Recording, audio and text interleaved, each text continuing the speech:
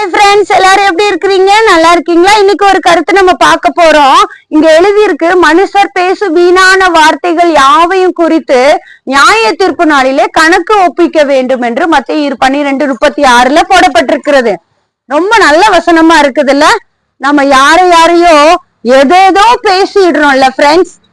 நம்முடைய வார்த்தைகள் ஒவ்வொன்றும் கணக்கே இல்லாம பேசிடுறோம். மத்தவங்களை நோகடிக்கிற மாதிரி பேசிடுறோம், மத்தவங்களை வேதனைப்படுத்துற மாதிரி பேசிடுறோம்.